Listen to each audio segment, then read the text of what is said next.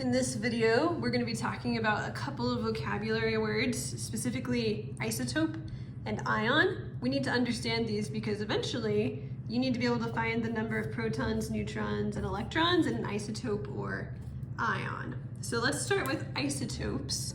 Isotopes are when you have different forms of the same element and they have different numbers of neutrons.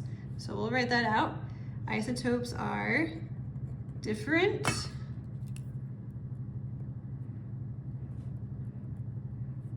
forms of the same element with different numbers of neutrons.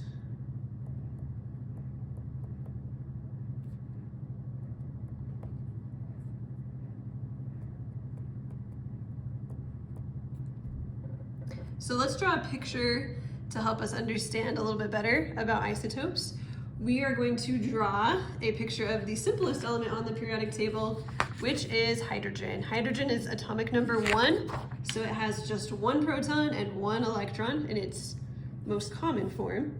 So let's just draw one proton, and then we'll draw a little electron energy level around it with one electron. And this is hydrogen 1.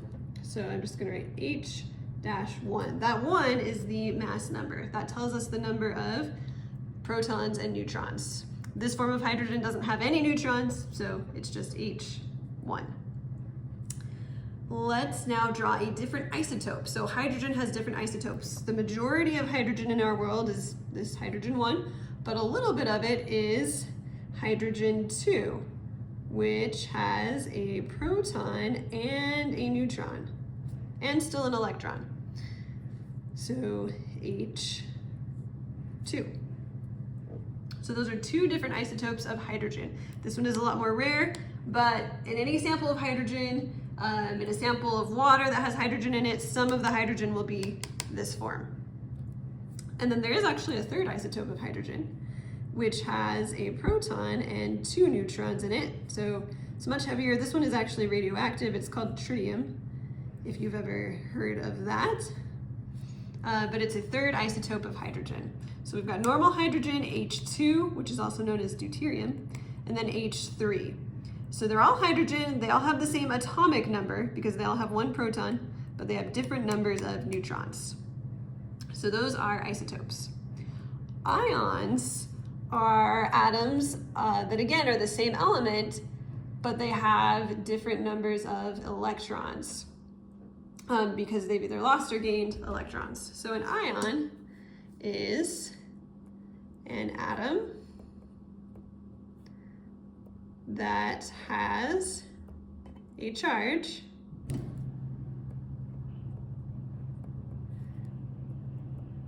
because it has lost or gained electrons.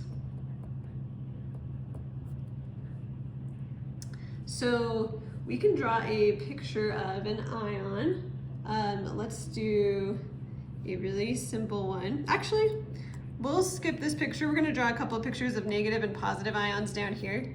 And I think that will be plenty of models for us to look at. So let's talk about how an atom becomes a negative ion. To understand this, you have to understand the charge of an electron. So hopefully you remember electrons are negatively charged. They have a charge of -1. So for an atom to become a negative ion, it has to gain extra electrons. So a negative ion is an atom that has gained electrons. Because remember, electrons are negative. So one atom that commonly becomes a negative ion is oxygen. So let's draw a picture of oxygen. To make this fairly simple, we're not going to worry about the nucleus of oxygen. We're just gonna draw its nucleus as a black dot. It does have protons and neutrons, but we're just gonna worry about the electrons for now.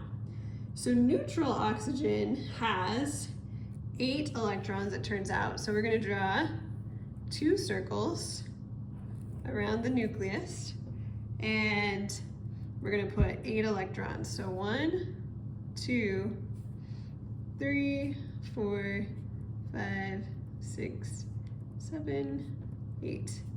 And we will learn later how to figure out where the electrons go, like which circle they go on.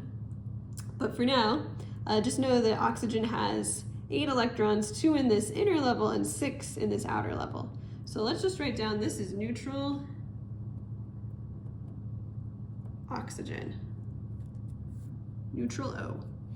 Now, it's pretty common for oxygen to gain a couple of electrons. That actually helps it become stable. So when it gains electrons, it usually gains 2.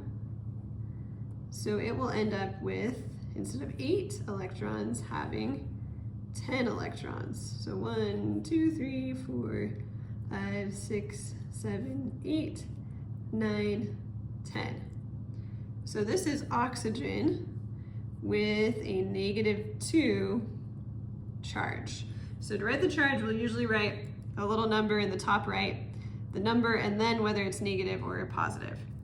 So this tells us that this oxygen has gained 2 electrons.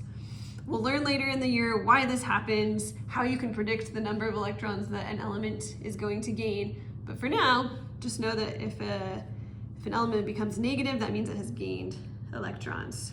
A positive ion is the opposite.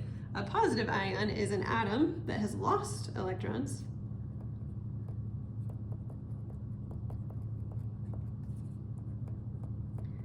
And since electrons are negative, if you lose an electron, the charge will become more positive.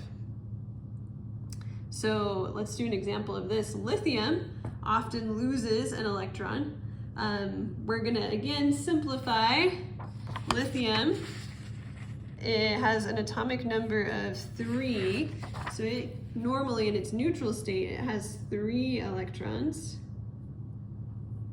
So we'll just draw it like this. Here's its nucleus, and then 1, 2, 3 electrons. So this is neutral, Li. And then sometimes it will lose this outer electron, and that whole energy level, that whole circle will just kind of go away. And now it just has 2 electrons.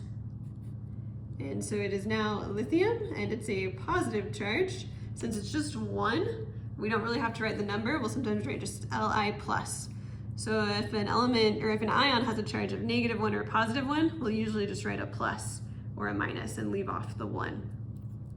So those are isotopes and ions. Again, remember, isotopes are different forms of an element that have different numbers of neutrons, but the same number of protons.